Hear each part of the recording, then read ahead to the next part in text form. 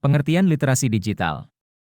Arti literasi digital dapat diartikan sebagai kemampuan membaca dan menulis yang dibentuk dalam digital. Bentuk literasi digital kini banyak kita temui di internet ataupun di perpustakaan kota dan perpustakaan daerah. Salah satu bentuk literasi digital yang bisa dan sering kita jumpai di internet berbentuk e-book ataupun bahan bacaan yang berbentuk digital, dan tidak harus terpampang di internet.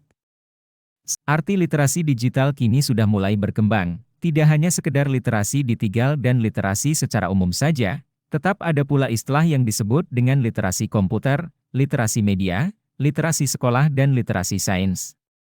Arti literasi digital secara garis besarnya sebenarnya dapat diartikan sebagai upaya memahami, menggunakan, melibatkan, mentransformasi teks dan menganalisis, di mana kelima hal tersebut sebenarnya berfokus pada kompetensi atau mengembangkan kemampuan dalam membaca dan menulis. Adapun beberapa arti menurut para ahli literasi sebagai berikut. 1. Arti literasi digital menurut UNESCO. Pengertian literasi menurut UNESCO mengartikan bahwa literasi sebagai perangkat keterampilan, baik itu keterampilan kognitif, menulis ataupun keterampilan membaca, semua keterampilan tersebut dapat dikembangkan dan dibentuk lewat berbagai jalur. 2. Literasi digital menurut Merriam-Webster. Menurut Merriam-Webster, pengertian literasi sebagai kemampuan melek aksara. 3. National Institute for Literacy. Pendapat dari National Institute for Literacy juga berbeda lagi. Menurutnya, pengertian literasi itu sebagai bentuk kemampuan seseorang dalam memecahkan masalah pada tingkat permasalahan yang berbeda-beda. Manfaat literasi digital. Dilansir dari manfaat literasi digital bagi masyarakat dan sektor pendidikan pada saat pandemi COVID-19, 2020, karya Eti Sumiati dan Wijonarko, literasi digital telah membawa banyak manfaat bagi kehidupan masyarakat. Tantangan literasi digital. Literasi digital memiliki dua tantangan yaitu 1. Arus informasi yang banyak. 2. Konten negatif. Contoh literasi digital. Literasi digital bisa diterapkan di mana saja, yakni di lingkungan keluarga, lingkungan sekolah ataupun lingkungan masyarakat. Berikut beberapa contoh penerapan literasi digital. A. Literasi digital di sekolah komunikasi dengan guru atau teman menggunakan media sosial. Mengirim tugas sekolah lewat email. B. Pembelajaran dengan cara online, yakni lewat aplikasi ataupun web. C. Mencari bahan ajar dari sumber terpercaya di internet. D. Literasi digital di rumah melakukan penelusuran dengan menggunakan browser. E. Mendengarkan musik dari layanan streaming resmi. F. Melihat tutorial memasak dari internet. G. Menggunakan laptop yang tersambung ke internet untuk mengerjakan tugas atau pekerjaan. H. Literasi digital di lingkungan masyarakat menggunakan media internet untuk menggalang dana atau donasi. I. Penggunaan media sosial untuk sarana promosi penjualan. J. Memakai aplikasi meeting untuk rapat RT, menggunakan grup di media sosial untuk menyebarkan informasi yang tepat dan kredibel.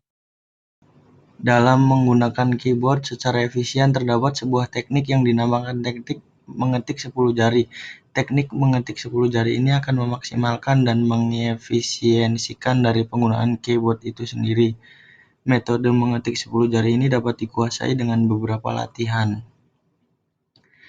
Tempatkan posisi jari tengah dengan benar. Konsep dasar cara mengetik cepat adalah menempatkan jari-jari tangan pada tombol keyboard. Jari-jari kirimu ditempatkan pada tombol berhuruf A, S, D, dan F. Lalu jari-jari kananmu berada di tombol berhuruf J, K, L, dan tanda tanya. Kemudian kedua jempolmu berada di tombol spasi.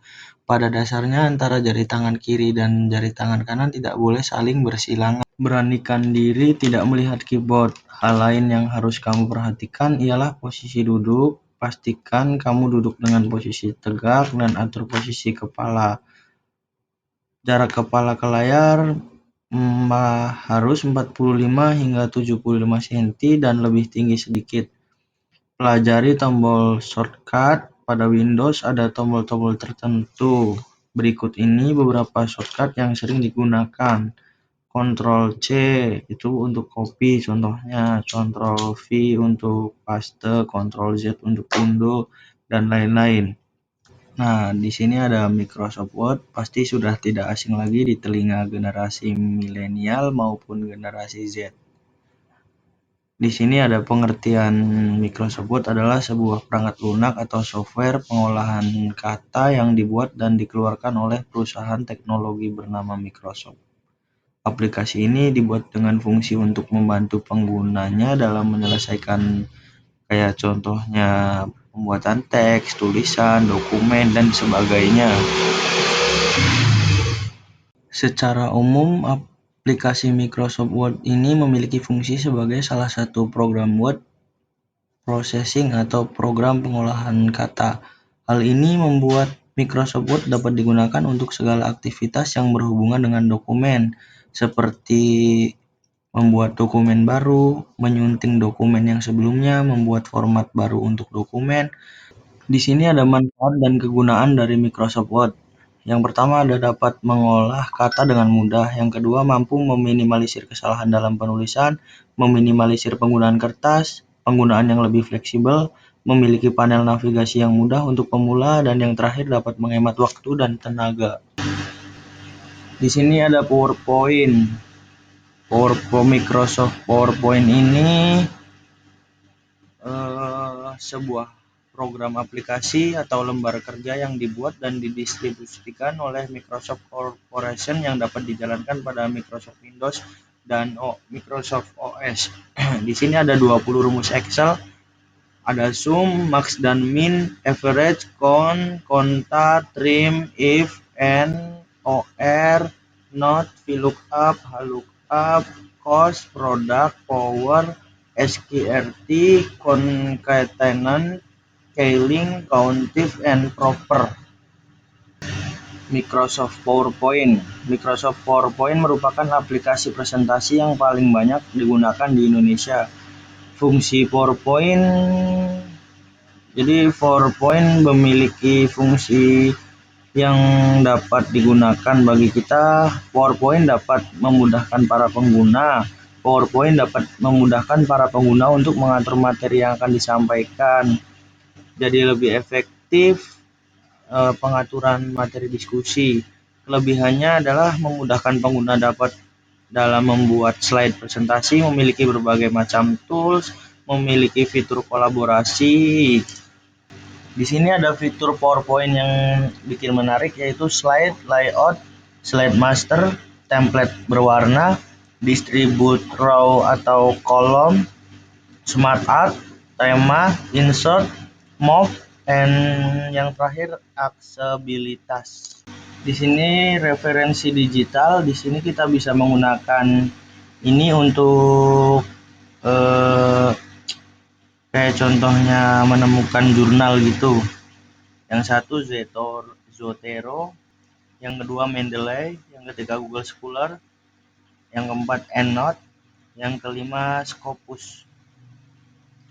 Jadi contohnya kayak Google Scholar itu sebuah mesin pencairan publikasi ilmiah seperti artikel jurnal, artikel proceeding, buku, skripsi atau tesis, dan sebagainya. EndNote adalah catatan akhir yang menjelaskan tentang sumber kutipan tertentu atau komentar penjelasan singkat yang ditempatkan di akhir makalah penelitian.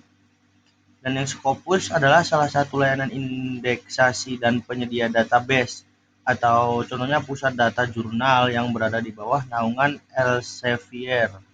Jurnal adalah sebuah catatan yang dibuat secara teratur dan sistematis tentang kegiatan, peristiwa, atau pemikiran yang terjadi. Di sini fungsi jurnal dalam bidang akademis: satu, sebagai media untuk menyebarkan hasil penelitian; yang kedua, sebagai sumber informasi yang terpercaya; yang ketiga, sebagai alat evaluasi bagi para ilmuwan; yang keempat, sebagai sumber referensi bagi para ilmuwan; yang kelima, sebagai alat komunikasi bagi para. Jenis-jenis jurnal secara umum: 1. Jurnal umum, jurnal pembelian, jurnal penjualan, jurnal kas, jurnal inventaris, jurnal pemasukan, dan masih banyak jurnal lainnya. Di sini ada pedoman penulisan jurnal ilmiah yang perlu diperhatikan dalam penulisan jurnal di Indonesia. 1. Struktur jurnal. 2. Penulisan abstrak. 3. Penggunaan tanda baca. 4. Penulisan daftar pustaka. Yang kelima, penggunaan kutipan. Yang keenam, penulisan judul. Yang ketujuh, penggunaan ilustrasi. 8. Penulisan kata. Yang terakhir, penggunaan bahasa. Berikut ini hasil resum ujian akhir semester saya Farhan Rizky Ramadan kelas 1B Ekonomi Syariah. Terima kasih.